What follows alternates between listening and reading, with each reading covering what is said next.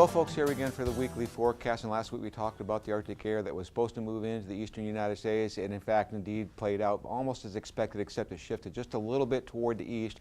So we didn't see the intensity of cold in western Nebraska, but certainly we did see our first Arctic air intrusion, and we did actually see a little bit of light accumulations across northern Nebraska, particularly northwest and north central Nebraska, in the half-inch to inch range. Most of the heavier snowfall remained to the north with the blizzard activity across the Dakotas, and then on Wednesday night, we did see another frontal boundary passage with some light accumulations even farther south into southern and southeastern Nebraska. As we go through the next week, it looks like a fairly dry period for us, but we are going to entertain some cooler air moving in toward the latter end of next week. So let's take a look at the upper air models and see how this week will progress. The first thing we'll draw your attention to is that we have this large upper air trough that has moved to the east of us. Warm air starting to build in, so we're going to see a rebound in temperatures this weekend as high pressure is firmly in control from the northern Rockies all the way to the southern plains.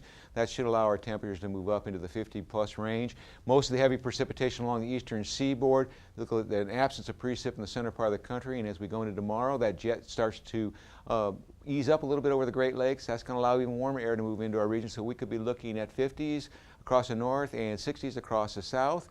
Fairly nice weekend. No precipitation expected whatsoever, but as we go into the day Monday, we start to see that trough trying to intensify and bring in a surge of cooler air that will start to drop our temperatures, particularly across eastern Nebraska, back to more normal temperatures in the 40s.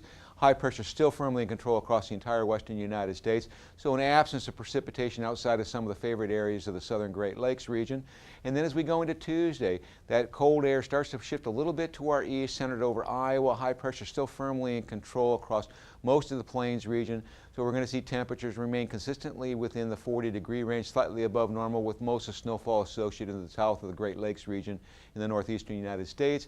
As we get into the day Wednesday, we start a relaxation of this trough somewhat, so we might build a little bit warmer air in during the midweek period, but that's going to be temporary. We should return back to the upper 40s to low 50s. All the precipitation remains well to our east, and as we go into the day on Thursday, we see another piece of energy trying to dive southward. This might bring us another shot of cool air and a slight cool down as we go toward the end of the week. High pressure starts to move in from the western portions of Canada into the high plains region. No precipitation once again associated with this as this dry atmosphere, but our temperatures may break down into the low 40s. And on Friday, another renewed piece of energy moving right over the central United States kind of infiltrates that cold air into our region, and we may actually cool a few more degrees back into the low 40s to upper 30s, and we look like we're precipitation free. If we look out farther, 8 to 14-day forecast, it takes into account next Thursday to the following Tuesday. We see the renewed push of cool air keeping eastern Nebraska below normal, above normal to the west, and in terms of precipitation, starting to pick up on the potential for snowmaker as we get around the 20th of the month.